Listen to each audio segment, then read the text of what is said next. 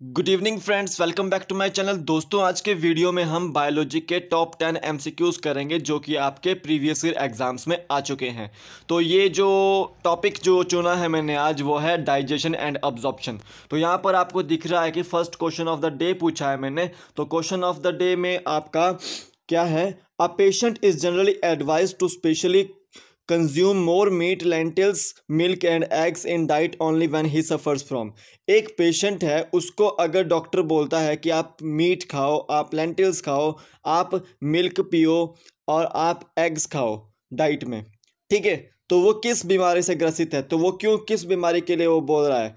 कि क्या स्कर्वी के लिए बोल रहा है, क्या क्वाशियोर्कर के लिए बोल रहा है, क्या रिकेट्स के लिए बोल रहा है, क्या एनीमिया के बोल रहा है? तो आपको इसका जो आंसर है वो कमेंट बॉक्स में देना है और मैं आपको इसका आंसर वीडियो के लास्ट में दूंगा। तो इसके लिए आपको पूरा का पूरा वीडियो देखना पड़ेगा। तो जो भी वीडियो को देख रहा है वो प्लीज़ लाइक कर दे, शेयर कर दे और सब्सक्राइब कर दे। जब आप शेयर करेंगे तो हमारे साथ बहुत सारे लोग जो हैं जुड़ जाएंगे, ठीक है, और ये जो वीडियो है बहुत सारे लोगों तक पहुंच जाएगी। तो चलते हैं दोस्तों हमारे आज के सेकेंड क्वेश्चन की। और ये फर्स्ट क्वेश्चन जो था वो क्वेश्चन ऑफ द डे है, ठीक है। सेकेंड क्वेश्चन देख लेते हैं। Secretin, cholecystokinin are digestive hormones. These are secreted by दो हार्मोन है, सिक्रेटिन एंड कोलेसिस्टोकाइनिन। ये डाइजेस्टिव हार्मोन है, ठीक है, डाइजेशन करने में हेल्प करते हैं ये। तो ये कौन सिक्रेट करता है? क्या ओइसोफेगस सिक्रेट करता है, क्या इलियम सिक्रेट करता है, क्या ड्यूडेनम सिक्रेट करता है, क्या पाइलोरिक स्टमक जो है सिक्रेट करता है? तो ये आपके डाइजेस्टिव हार्मोन्स हैं, वो आपका ड्यूडेनम सिक्रेट करता है, ठीक है। तो ऑप्शन सी इसका राइट आंसर होगा, ठीक है। तो ये कोलेसिस्टोकाइनिन जो है ये स्टिमुलेट करता है आपका गॉल ब्लैडर को। किसको स्टिमुलेट करता है? ये गॉल ब्लैडर जो आपका लीवर के साथ होता है। तो आपको याद रखना है कोलेसिस्टोकाइनिन का काम क्या है? स्टिमुलेट करना गॉल ब्लैडर को। और गॉल ब्लैडर जो है आपका क्या करता है? वो आपको लीवर के थ्रू आपको बाइल जूस सिक्रेट करवाता है, ठीक है। तो सिक्रेटिन एंड कोलेसिस्टोकाइनिन जो है वो ड्यूडेनम के अंदर होते हैं। तो ऑप्शन सी इसका राइट आंसर है। नेक्स्ट क्वेश्चन देखते हैं। कड च्यूइंग एनिमल्स आर कॉल्ड। जो कड चबाने वाले एनिमल्स होते हैं उनको क्या बोलते हैं? क्या रूमिनेंट्स बोलते हैं, क्या कैनिबल्स बोलते हैं, क्या फ्रूगीवोर्स बोलते हैं, क्या सैंगीवोर्स बोलते हैं? तो देखिए, कैनिबल्स क्या होते हैं? कैनिबल्स होते हैं जो आपके मीट ईटर्स होते हैं, मे बी मीट ईटर्स। और फ्रूगीवर्स कौन से होता है? जो फ्रूट ईटर्स होता है। और सैंगीवोर्स जो ब्लड ईटर्स होता है, ठीक है। तो यहाँ पर जो कड च्यूइंग एनिमल्स, जो कड चबाने वाले एनिमल्स होते हैं वो आपके रूमिनेंट्स होते हैं, ठीक है। तो ऑप्शन ए इसका राइट आंसर होगा। जैसे काऊ हो गई, ठीक है, तो आपको याद रखना है। नेक्स्ट क्वेश्चन है the gastric juice contains protein splitting enzymes namely. देखिए, गैस्ट्रिक जूस होता कहाँ पर है? गैस्ट्रिक जूस आपका स्टमक में होता है, ठीक है, जैसे कि आपका HCl एसिड, ठीक है।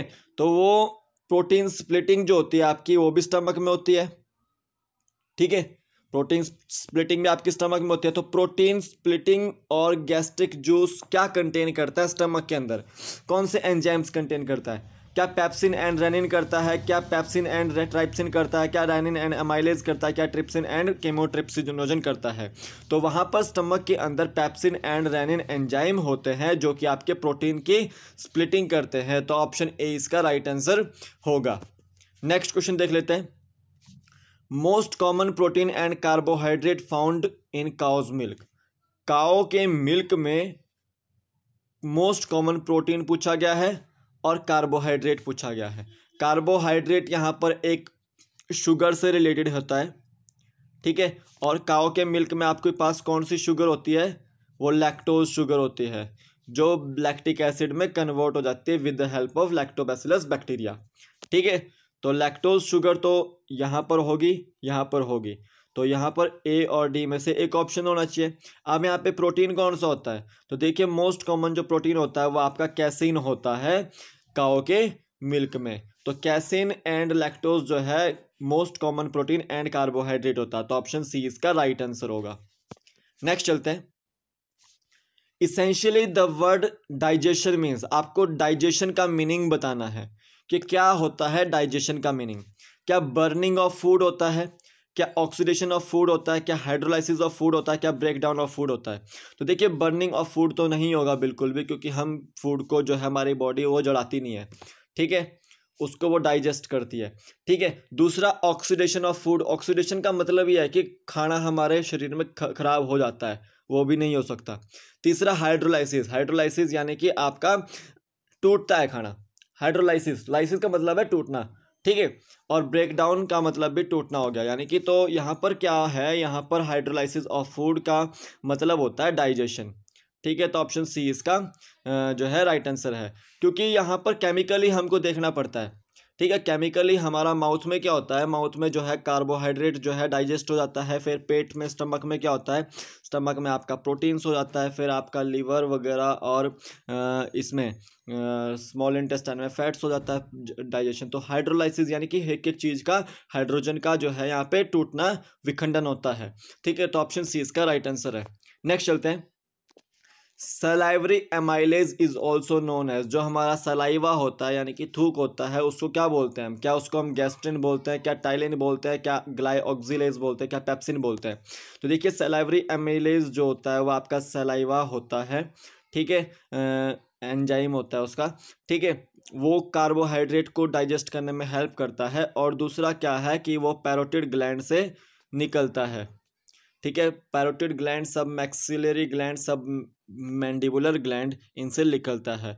तो उसको जो सलाइवरी ग्लैंड को एमाइलेज को बोलते हैं हम टाइलिन एंजाइम, ठीक है। तो ऑप्शन बी इसका राइट आंसर है।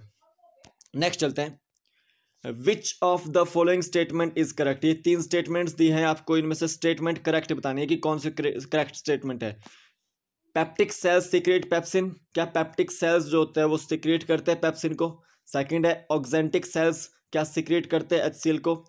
थर्ड है peptic cells also called as chief cells, क्या पेप्टिक सेल्स को हम चीफ सेल्स बोलते हैं? तो these all are statements are correct.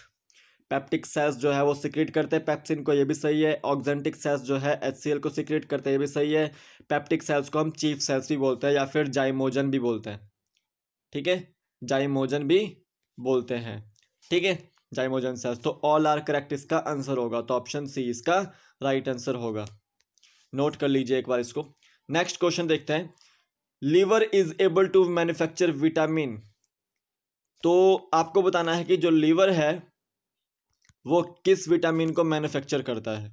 क्या ए को करता है, क्या बी को करता है, क्या के को करता है, क्या डी को करता है? तो वो करता है आपका ए को, ए प्रोटीन को, वो ए विटामिन को वो जो है मैन्युफैक्चर करता है। ऑप्शन ए इसका राइट आंसर है, ठीक है। अब मैं आपसे एक क्वेश्चन पूछता हूँ कि फैट सोल्यूबल विटामिन कौन से होते हैं? फैट सोल्यूबल विटामिन, तो फैट सोल्यूबल विटामिन होता है ए, डी, ई, के, ये विटामिन जो है वो फैट सोल्यूबल होता है। और वाटर सोल्यूबल कौन से होते हैं? बी और सी, ठीक है, बी और सी, ठीक है। नेक्स्ट चलते हैं। Yellow colour of faeces is due to, जो आपका वेस्ट मटेरियल होता है वो येलो कलर का क्यों होता है, किसके कारण होता है? देखिए हमारे शरीर में क्या होता है कि आरबीसीज बनते हैं, जब पुराने आरबीसीज खत्म हो जाते हैं तो नए बनते हैं, तो वो जो पुराने वाले आरबीसीज जो है वो 2 तरह के पिगमेंट्स में लीवर में कन्वर्ट हो जाते हैं। वो कौन से होते हैं? बिलीवर्डिन और बिलीरुबिन। वो हमारे बाइल जूस के साथ स्मॉल इंटेस्टाइन में मिलते हैं और जो हमारा वेस्ट मटेरियल होता है उसके साथ वो बाहर हो जाते हैं। तो हमारा जो वेस्ट मटेरियल होता है येलो कलर का, वो डिग्रेडेशन प्रोडक्ट्स ऑफ हीमोग्लोबिन होता है, ठीक है। तो ऑप्शन सी इसका राइट आंसर है। तो अब चलते हैं हमारे आज के क्वेश्चन ऑफ द डे की ओर। क्वेश्चन ऑफ द डे था यहाँ पर कि जो पेशेंट है अगर उनको एडवाइस किया जाता है कि आप ज़्यादा मीट खाइए, आप ज़्यादा लेंटिल्स लीजिए, क्या आप ज़्यादा मिल्क लीजिए, आप ज़्यादा एग्स लीजिए, तो वो इनमें से कौन सी बीमारी से ग्रसित होगा? तो देखिए ये सब प्रोटीन रिच कंपाउंड्स हैं, ये सब के सब क्या है, वो प्रोटीन रिच कंपाउंड्स है। तो यहाँ पर प्रोटीन से रिलेटेड एक ही बीमारी है, वो क्वाशियोरकर, जो प्रोटीन की डेफिशिएंसी से होती है। किससे होती है? प्रोटीन की डेफिशिएंसी से। तो ऑप्शन बी इसका राइट आंसर होगा, ठीक है। अब यहाँ पर देखिए ये स्कर्वी है, ये विटामिन सी की कमी से होती है। रिकेट्स है, ये विटामिन डी की कमी से होती है, ठीक है। और ये विटामिन बी की कमी से होता है, इसमें B12 भी आ जाता है, B9 भी आ जाता है, B7 भी आ जाता है। ठीक है, ये अनीमिया बहुत सारे प्रकार का होता है। तो यहाँ पर जो एडवाइस दी जाती है मीट, लेंटिल्स, मिल्क और एग्स के लिए, तो वो क्वाशियोरकर के लिए दी जाती है कि किसी को प्रोटीन की डेफिशिएंसी ना हो। तो दोस्तों, आज का वीडियो अगर आपको अच्छा लगा हो तो आप इसको लाइक कर दीजिएगा, शेयर कर दीजिएगा और सब्सक्राइब कर दीजिएगा। और आपको इस वीडियो का जो PDF है वो आपको डिस्क्रिप्शन बॉक्स में लिंक मिल जाएगा, आप वहाँ से डाउनलोड कर सकते हैं।